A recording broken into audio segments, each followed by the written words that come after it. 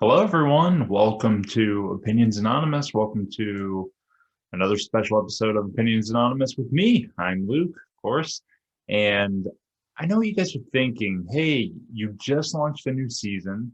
You promised there'd be more content. What's going on? I haven't seen from you in a while. Well, what I'll tell you is we have been spending more time than ever together, just not recording it right now, which might sound crazy, but tell you a little bit about what we've been doing, and I'm going to fill you in on some movies as well.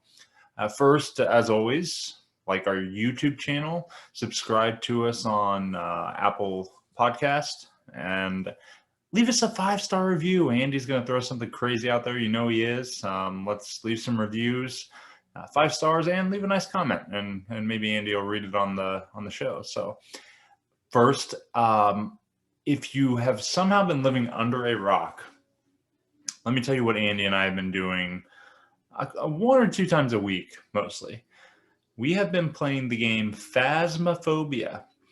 If you, again, have been living under a rock and do not know what this is a first-person ghost hunting game where it's from 1 to 4 people, right? So Andy came up with this idea, as Andy normally does, and I looked at it and I was instantly like, we have to play this. Historically, my internet is not great here, so I was a little worried about it, but it's a PC game. So we play on Steam, which is the PC equivalent to, PlayStation Network or something. But the first night I said, hey, Andy, let's just try to get on and make sure everything works, make sure we can play, so that when we want to play for the first time, it doesn't take us a half hour, 45 minutes to get it started. So you start in a trailer, and that's where all of your equipment is, and there's a big whiteboard that has your objectives. So generally, well, always the first objective is identify what kind of ghost you're dealing with. And then there's usually 3 sub-objectives that range from take a picture of the ghost, get the ghost to react to a voice box or anything like that. So has some objectives, and then there's a paragraph about the ghost, which usually includes the ghost's name, if the ghost likes when you're alone or with a group, and then there's cameras, so you can turn around, and on the smaller maps there's 1 or 2 cameras that aren't super helpful. Apparently on the really large maps you can have 20 cameras, and maybe you can see something that doesn't seem right or a door that's open that shouldn't be, and give you a hint to where the ghost is. So we play this, and admittedly it is terrifying. So we first get started and you walk into this house, and it's dark. I play with my lights off. It so happens that Andy and his brother, who started playing with us, play with their lights completely on. I play with my lights off. It, I think, enhances the experience and frightens me a little more, but I enjoy it. So lights are off. You're fairly close to your PC screen, right? So it's not like I'm sitting across the room. But the crazy thing is to have your headset on. So we have our headsets on, and we're talking on a Discord app. You can join our Discord if you feel the need to, but we talk on there because the audio in the game was a little laggy. So we talk on there so we can talk to each other, which I think helps ease the tension a little bit, but also in tense situations is hilarious. So we walk into the house, and as soon as you walk into the house, the music changes, right?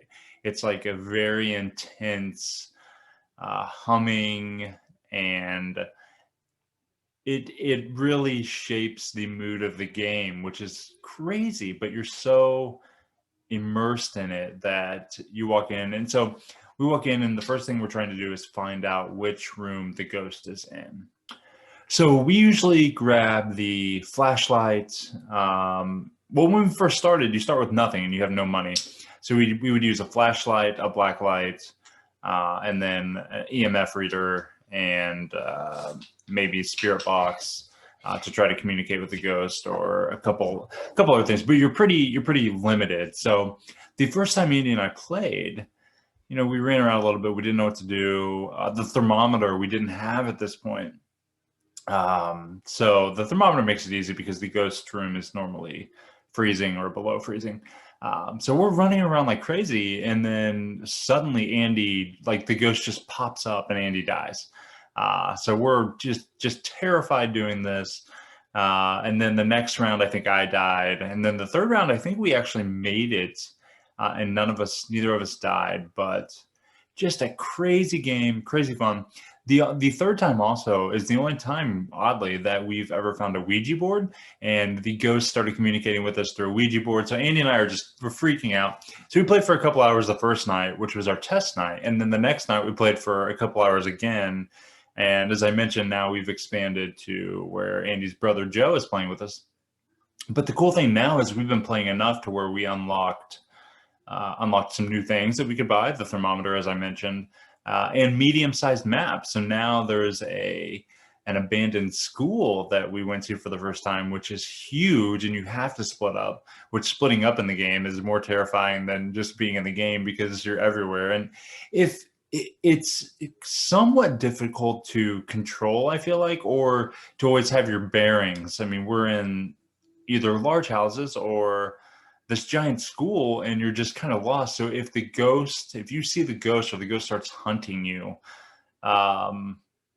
you're supposed to find a tiny room to hide in, but it's so hard. So you could be running around, which usually just has a bunch of screaming, and you'll hear one person be like, "Oh shit, the ghost," and then everybody else like yells and tries to run selfishly back to the trailer to be safe. If you're outside, you're safe. But crazy fun game. If you haven't played it or haven't heard of it, at least check out a YouTube video or look it up, because it's a really fun game. And I know we've enjoyed it. We actually haven't played in a couple weeks, so I'm gonna hit Andy up to see if we can play it maybe this week. Maybe we'll try to get some gameplay footage somehow, even if it's setting up a camera and you can watch my screen and listen to us scream in the background. That's when Joe came on, I said, look, I scream every time. But again, I'm playing in the dark. I'm the real trooper of the group, but really fun game. We've been having a blast with it. So that's one of the reasons we haven't been putting a whole lot out. We've been playing that game, which is still equally as fun as us podcasting, but we're having a blast. We're having a blast playing it. So I was going to release this right before Halloween. I'm late on it, admittedly. That's my fault. But I want to talk to you about some movies as well.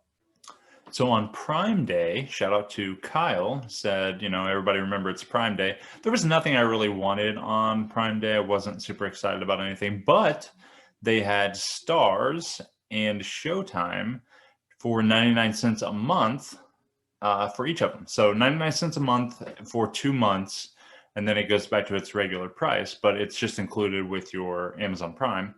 And so I signed up for both of them, and I've been trying to watch all of the movies on there, of course, before my 99 cent a month subscription is up because I'm cheap. But in the spirit of Halloween, I wanted to watch a bunch of scary movies. So I did. I'm going to run through some of them. I'm not going to talk too in depth about any of them, but I'm going to run through some of them. And if you've watched them, let me know what your rating is. I'll probably shout out my ratings as I walk through these.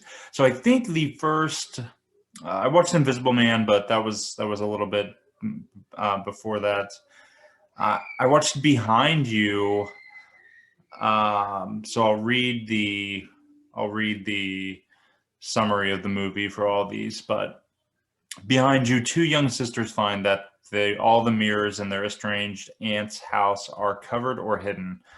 When one of them happens to open a mirror in the basement, she unknowingly releases a malicious demon. So mirror movies have, been done. Oculus is the greatest one. If you've never watched it, check it out. It's one of my favorites ever. This one I wasn't a huge fan of. Gave it a 4 on IMDb, probably, like a 3.8, 3.9. Then I watched Fantasy Island, which isn't necessarily scary, unless you ask other Luke's wife if that's a horror movie. I thought it was good. It was a little weird in some spots. But Fantasy Island, of course, the popular one you've probably heard of, when an owner and operator of a luxurious island invites a collection of guests to live out their most elaborate fantasies in relative seclusion, chaos quickly descends.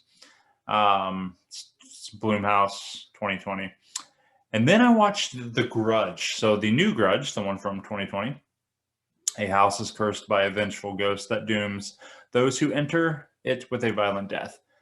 This was awesome. So I watched this. I don't even know if I can tell quickly. I'm not sure when I rated this. I watched this right around Halloween, a little bit before. I watched it at night, and it was terrifying. And we'd been playing Phasmophobia, which I think makes everything scarier. But it was terrifying, but it was so good. I mean, it got horrible reviews. 4.3 on IMDb. Seems crazy low. It's been a long time since I watched the original. I thought the original was okay. I think they made 2, 3. But this one, well done. I thought it was really well done. I really enjoyed it. An 8 out of 10 on IMDb, which is a pretty high rating. But the new Grudge, I would highly recommend if you have any interest at all and you've not seen it. Maybe you're waiting. I've been waiting forever to watch this, and it was great. I really, really liked it. So highly recommend the new Grudge. Patient Zero, one that it's kind of like a zombie outbreak. I thought would be okay. It was not. 3 out of 10. Not a horror movie, but Bad Boys for Life. I really like that one. I think I put that on Twitter. But Bad Boys for Life were really, really good. Actually, I wrote a blog about it. Check it out at opinionsnonus.com. That's right. Check out a blog in 2020 from us. A couple more here. Beneath Us is the American dream becomes a nightmare for a group of undocumented day laborers hired by a wealthy couple. What they expect to be their biggest payday turns into a terrifying fight for survival. So I had a friend who told me that this was really good. It wasn't even on my watch list. I think I had heard of it and not added it for one reason or another. I mean, watching the trailer, it looks like something I would like. So I did watch it. It was okay. The story was good. Pretty unrealistic in some spots, like too much almost. So 5 out of 10 for me on IMDb. It was middle of the road. Definitely never watch again, and not even glad I watched it, actually. The next one is Countdown. Countdown, when a nurse downloads an app that claims to predict the moment a person will die, it tells her she only has 3 days to live. With the clock ticking and a figure haunting her, she must find a way to save her life before time runs out. So I was pretty interested in this one. Turned out to be okay. Nothing great, nothing horrible. I think I threw this on Twitter as well. I gave it a 5. Again, potential was there. They just didn't know what to do with it. So I was a little disappointed there. The next movie I watched was Scary Stories to Tell in the Dark. And as a movie, it wasn't great. This was a book that I had as a child, and it was terrifying. So this is the book. I don't know how well this comes in. Identical book that I had, Scary Stories to Tell in the Dark, and I loved it. I would read it all the time, and it was scary as a kid. It was terrifying, but I think the movie, although PG-13, I guess, I think it's aimed at probably a 13-year-old. I didn't care a lot for it. It was fine for what it was, but another five, which is a struggle on these scary movies around Halloween time for me. Really, the last true scary one I watched The Isle, which when their boat sinks, 3 men make it to an isle they wish they'd never found. I found it very boring. I did not enjoy it at all. So yeah, maybe a struggle for scary movies around Halloween time, except for The Grudge. You should really watch The Grudge.